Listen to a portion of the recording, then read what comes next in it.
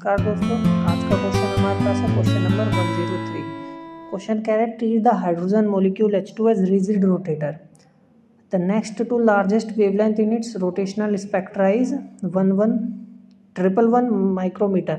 From this it can be estimated that the separation between the pair of hydrogen atom is. Question हमसे पूछ रहा है separation बताओ दोनों हाइड्रोजन पेयर के बीच का, है ना। ये हाइड्रोजन मॉलिक्यूल होगा, आर पूछ रहा है हमसे, ठीक है ना।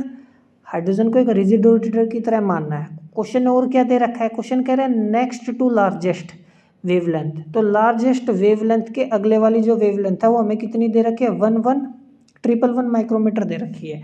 अब देखो इसको लार्जेस्ट वेवलेंथ को समझो। लार्जेस्ट वेवलेंथ कब आएगी, जब एनर्जी डिफरेंस सबसे कम होगा, तभी तो लार्जेस्ट वेवलेंथ आएगी। क्योंकि देखो एनर्जी, हमारे पास एनर्जी क्या होता है, Hc/में लैम्डा ही तो होता है, ठीक है ना। तो लैम्डा कम होगा तो एनर्जी ज़्यादा आएगी और वेवलेंथ लार्जेस्ट होगी। लार्जेस्ट वेवलेंथ दे रखा है तो एनर्जी क्या होनी चाहिए, कम। तो देखो ध्यान से देखो, हमारे पास रोटेशनल के केस में क्या होता है, यही तो ऐसे ही तो हमारे पास क्वांटम नंबर्स हम लिखते हैं। ये हमारे पास क्या है, एनर्जी लेवल्स हैं। जैसे हम ऊपर की तरफ बढ़ेंगे गैप क्या होने लगेगा, ज़्यादा होने लगेगा। तो सबसे मिनिमम गैप क्या है, ये है। तो यहीं सबसे ज़्यादा क्या आएगी, वेवलेंथ आएगी। और उससे थोड़ा सा ज़्यादा गैप किसका है, इसका है। फिर थोड़ा उससे ज़्यादा गैप इसका, उससे ज़्यादा गैप इसका। तो सबसे कम गैप यहीं होता है रोटेशनल एनर्जी लेवल्स में।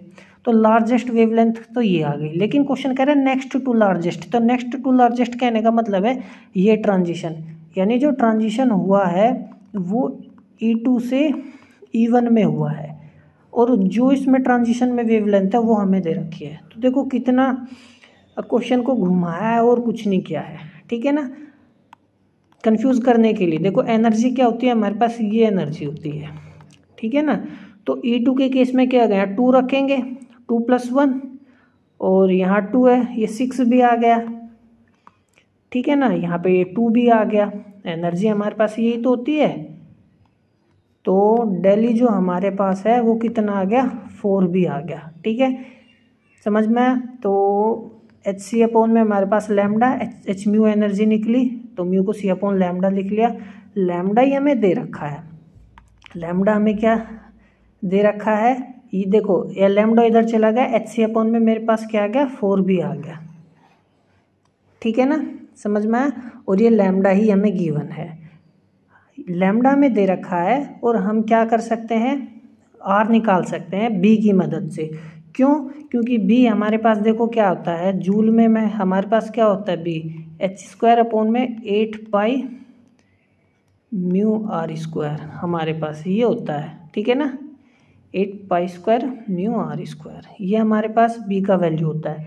तो देखो हम यहाँ पे लिख देते हैं पहले सब कुछ।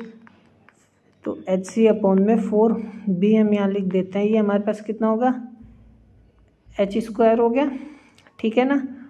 फिर ये ऊपर चला जाएगा 8 पाई² म्यू R², ठीक है ना, समझ में आया।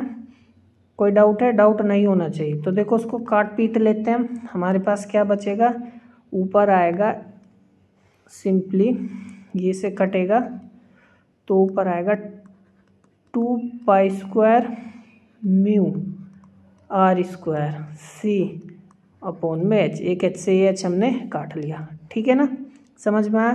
तो हमें तो R निकाल रहा है तो R² यहाँ से निकाल सकते हैं, लैम्डा H/ में 2 पाई² म्यू C।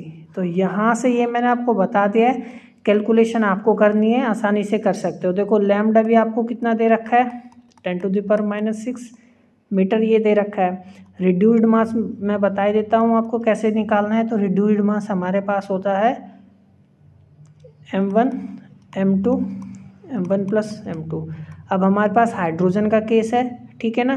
तो ये दोनों हाइड्रोजन का सेम हाइड्रोजन है तो नीचे तो 2mH हो जाएगा और ये हमारे पास mH/ में कितना आएगा, 2 आएगा। एक हाइड्रोजन में मास कितना होता है किलोग्राम में, 1.6 × 10⁻⁻27 किलोग्राम। तो हम इसको लिख सकते हैं 0.8 × 10⁻⁻27 किलोग्राम, ठीक है ना। तो आर स्क्वायर, तो ये देखो एच भी पता है प्लैंक्स कांस्टेंट, रिड्यूस्ड मास मैंने बता दिया, लैम्डा आपको दे रखा है और स्पीड ऑफ लाइट। आप ये सारा कैलकुलेशन रखिए और इसको सोल्व कीजिए, ठीक है ना। और कमेंट बॉक्स में मुझे क्या बताइए, इसका आंसर बताइए, ठीक है ना। समझ में आई बात? तो मिलते हैं अगले क्वेश्चन में, तब तक पढ़ते रहिए। नमस्कार।